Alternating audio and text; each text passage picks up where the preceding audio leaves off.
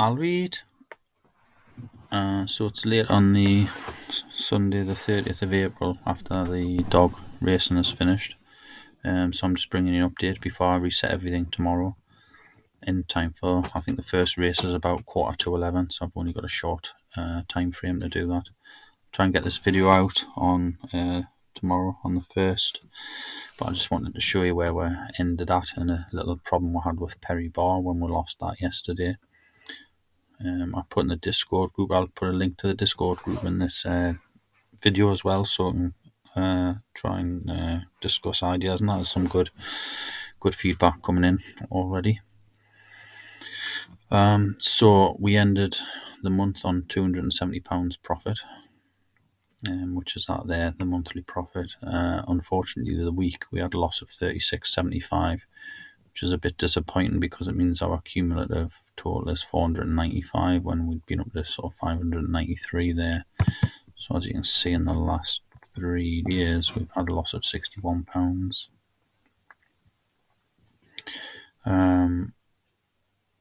So not great. That's not 61. No, that's not right. Sorry. Sorry.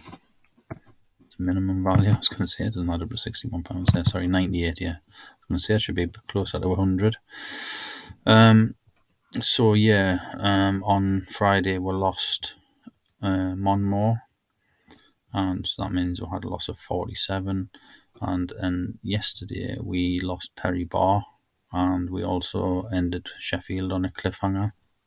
It's not how you spell Sheffield, but nonetheless, Sheffield ended on a cliffhanger. So yesterday we lost 61, so we had a couple of bad days there, 2 bad days. But overall, we've got a profit over the 2 month. Well, not quite 2 months because we only started on the 10th of March or the 9th of March if we go up to the top. My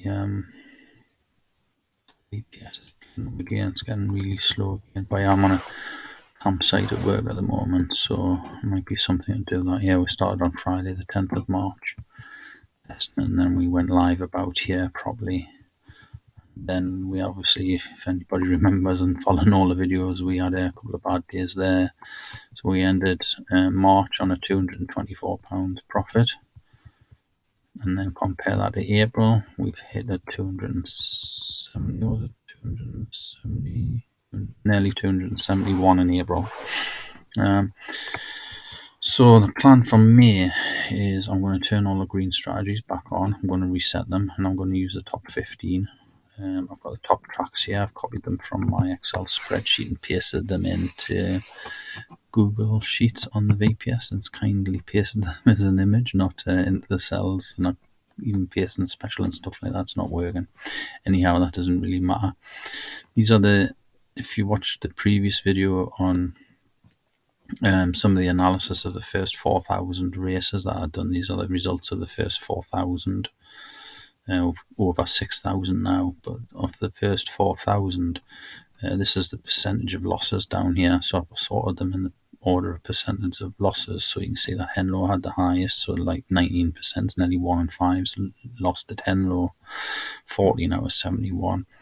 Whereas Harlow, there's only 18 out of 263 lost, which is 6.84% losses. So there's a big difference in the losses on tracks. Now again, don't know if it's anything to do with the track or whether it's just the luck aspect of it. But the plan is just to drop these bottom 5, because I know based on these resets we've had, if you've been following, I've been recording all the resets.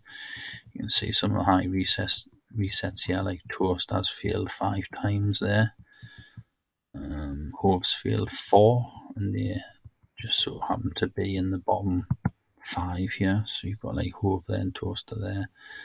But Henlow's the outlier because that hasn't failed at all, I don't think. But then there's only been 71, so I'm just going to. Oxford never even made it in the green. Doncaster did, but failed pretty early on. And then out of these top 15, then Harlow's still going strong, Yarmouth's still going strong. Peelor Granger's still in the green. I think it's in the green, but it's been very few and far between race-wise. I think there's only been 3 or 4 meets. Perry Barr just lost. yesterday, and I'm going to come on to that because we didn't really lose it. It was a bit bizarre the way it worked and happened, but also a bit dangerous. So I'm going to try and explain that one to you. Romford we lost quite early on, but obviously we're still recording all the red strategies, so we're still getting the results through. And it looks quite high, so maybe if I'd turned Romford back on, it would have done something. Swindon, Newcastle, I think we both lost. Monmore were lost on, was that the Saturday? No, Friday, just gone. Kinsley, Central Park, we did lose at some point. Nottingham we lost quite early as well. Sheffield, Suffolk Downs and Crayford, I think, are still going. So that takes us up to the top 15, takes us to 14.29% loss. So I'm going to just go with first 15. The reason I'm using 15 instead of 10 is just to try and get more bets on, really, and hope that they don't lose. So that's the idea for the green. I'm going to reset everything back to 0 for the 1st of May. And we're going to start with those top 15 tracks in the green strategy and keep these 5 bottom ones back out of it. I will be running all 20 though in the red, so we will be seeing how they get on just on their own in the red. And speaking of the red, I'm going to change it from 2 pence down to 1 pence because there's no point really doing 2 pence. There's no real reason to it. So I'm going to change the red stakes down to 1 pence, and I'm going to also change it to 3 consecutive losses, because if we change it to 1 pence, the liability won't be too much on the third bet. I think it'll be like 1 pence, then it'll be 9 pence, it'll be like 81 pence. It'll be the third bet ish. Actually, if we take tens, it'll be 1 pence, 10 pence, and then £1. So it'll be about £1, say. And then, so the maximum on the third loss we could lose is probably about £9, but that's the worst case scenario. So I've already mentioned the top 15 green tracks there down here. These are ideas for May. So we're going to start that tomorrow morning, or as you watch this video, it's probably already started. Now, if we just move on to Perry Bar, I've actually got a snapshot of it here that I posted on the Discord group.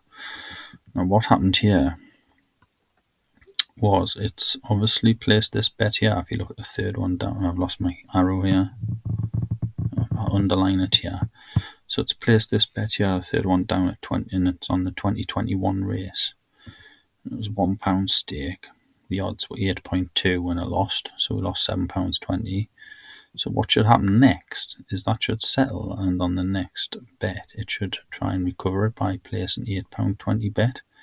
And if it had done that, which it does in every other, this is the first time I've actually seen this actually happen. In every other instance I've seen over the last 2 months, it would place £8.20 on the very next bet, but it only placed £1. Now, the reason I think it only placed £1 was because this bet down here, the third one down here, hadn't actually settled, so it didn't know it had lost, so it's just placed £1 there. Now, I don't know why it's happened. I don't know why this one wouldn't have settled when the next race is set off on that track.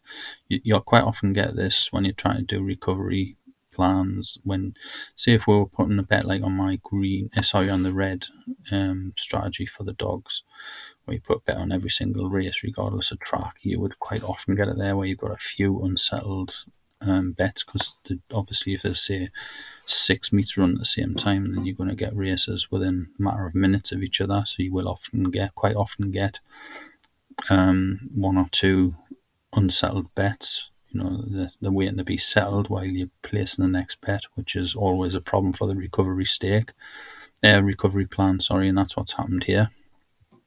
As you can see, this one actually won. So if this third one had settled and we'd put £8.20 on this one and we won, we'd actually have been back carrying on as we were. However, because the third one hadn't settled, the second one placed its bet, that one won. And then there's the latest one that's trying to recover from 2 bets ago. So it puts £8.20 on, just so happens that one lost, so we lost the 68.88 there.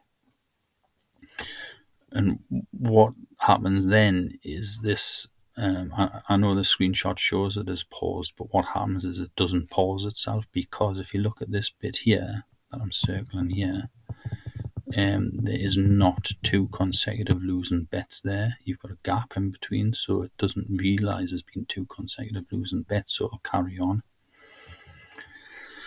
unpaused. Now that causes a problem, because then it's going to try and recover this 68.88 on the next bet.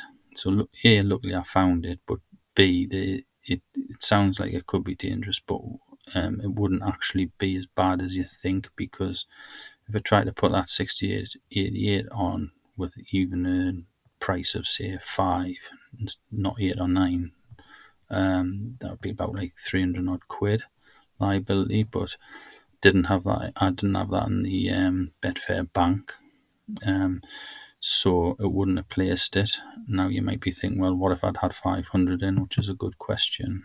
I'll just close this and I'll show you in Betfair Bot Manager how we stop that. And this is already on, so there was no fear of this placing another bet.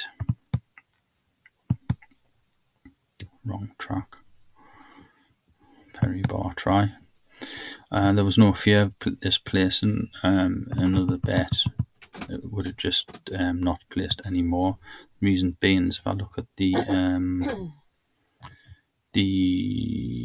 safety rules, staking, sorry. This is the recovery rule here. So this is our overall loss recovery. Now, if I look at this, where recovery rate's 100%, which is where we're looking for the 100% recovery. But we're also saying that the maximum liability is 86.24. That's your 9 times your 9 minus your stake. Well, your 9.8 times your 9.8 minus your 9.8 stake, because that's the highest odds we can ever get. So I already had that safety measure in there to stop it from putting any bet on where the liability is over £86. So that's always a good thing to have. Plus, I didn't have 300 odd pound in here to risk on the liability, but nevertheless, that's a bit of an issue there. So the way around that, which I still believe you shouldn't really have to do for a track, because it's normally when things are delayed. Like if one race is delayed, it might get on a bet for another race, but it's normally at a different track. Because obviously, if this first race here was delayed, so it hadn't settled, this next race couldn't have took place because it's on the same track. So I've never ever seen it before happen on the same track. But obviously it has. It might be something to do with there was some inquiry about the result, and that inquiry was still ongoing with the stewards or the judges or whatever they're called in greyhound racing. And that inquiry was still ongoing when the next race set off, which is, like I say, highly unusual. It's the first time it's happened. But I thought I would just bring that to your attention in case you fall foul of this. Because if you did have 500 quid in and you didn't have the safety rule on the liability, then it would have placed another bet, and the liability would have been 300 odd quid onwards. In fact, if it was 68 times by 9.4 again, you're talking 600-700 quid. 9.6 is 53. Sorry, 500 odd quid. So what you can do here is, if we look at the market conditions and we click on the plus sign here, we can add a rule. These are all the rules that you get in Betfair Bot Manager. You can see there's absolutely loads. But right down at the bottom on the market conditions, you've got this thing called unsettled markets. And it says here, allow betting only when all previous bets are settled. Helps staking plans to get correct staking sequence, as it prevents betting until all previous bets are settled. And hopefully what I've just read there, it makes total sense in that situation, where you can see down where you could see on the bets where there was like a gap, a loss, a win and a loss. So if you click on the plus sign here, so a maximum number of unsettled markets, 1. So it says, if you want strategy to wait for all previous bets for this strategy to be settled before placing a new bet, then set this to 1. So that's exactly what we want. So then you just click on save there. you can see it's been added here in this row here. Now, I've already done this for all the other greens. I'm not bothered about it in the reds. I'm just going to leave it because it's only going to be a penny. So I've actually done it on all the other green ones. So if I drop down, say Hove, for example, and I go to market conditions, just done that before I started this video, just so because I've got to get all this ready for the 1st of May in the morning. So I've already done that. So all I think I need to do now is reset all these, get all the values down to 0. I've got all the recorded figures in my other spreadsheet. And then I'm going to reset all these red ones as well, but I'm going to change the stake down to 1 pence. Just check what, yeah, they are 2 pence. So I'm going to change the stake down to 2 pence, and 1 pence, and I'm going to change the safety rules to 3 consecutive losses, and I will also change that recovery liability. So you can see on the 2 pence ones, I've got the recovery liability set to £20. I'm going to work out what 3 consecutive losses would be, and I'm going to up that liability to the maximum. So it'll be like 9.8 times 9.8 times 9.8 against a penny. So it'll be then 8.8, and then whatever after that. I'll work that out. So I'll update that, and that's probably going to be it for the start of May. And so I'll have 15 running here consecutively. If I go and have a quick look, see what the racing is tomorrow. That's tomorrow, yeah. So we've got quite a few meets there. I'm trying to think which are the bottom 5. We won't have Toaster because that's not going to be, but we'll have that 1, 2, 3, 4, 5, 6, 7. Doncaster won't be in. I don't think Oxford is. 8 and 9, so we'll have 9 meets tomorrow. I think when I initially done this strategy, I was expecting to get on at least 5 races. Now, some tracks you do get on 5 races on a meet where the odds are less than sort of 9.8. Now, all the criteria is met. 6 horses, 6 dogs running. But places like Suffolk Downs don't seem to get on many at all, even though there's plenty of meets. And I don't know, Suffolk Downs is like meets that start at 8 o'clock in the morning, and there's quite often only 4 or 5 dogs running. I'm still reluctant to put on those tracks because you can see there's only 5 running there. And it seems to be certain tracks where that seems to be common practice. Like I say, Suffolk Downs is one. The morning meets, and they always seem to have only, so you don't get on any of these, so we're never going to win. We're never going to obtain our £5 target for that track, just due to the fact that even for anything later in the afternoon, 6 on at that one. But then obviously it has to be within the favourite forecast has to be less than 10.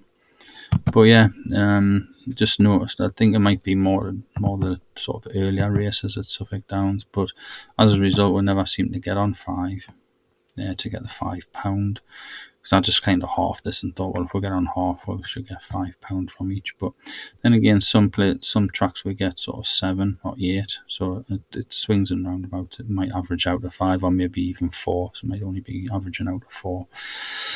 Okay, so I think that's it for the summary. Yeah, overall it's been pretty good April. Ended poorly. If I go to the spreadsheet, just ended poorly with a bad week here. After 3 good weeks in April, but still 270 up, so we can't complain too much. We could have been not up at all. Got quite a bit red down here, which is a little bit of a concern. Obviously that's a bad day there, that's a bad day there, and that's a bad day there. So I've had 3 bad days since the 18th. The other 3 are just like a bit noise where we've lost some cliffhangers.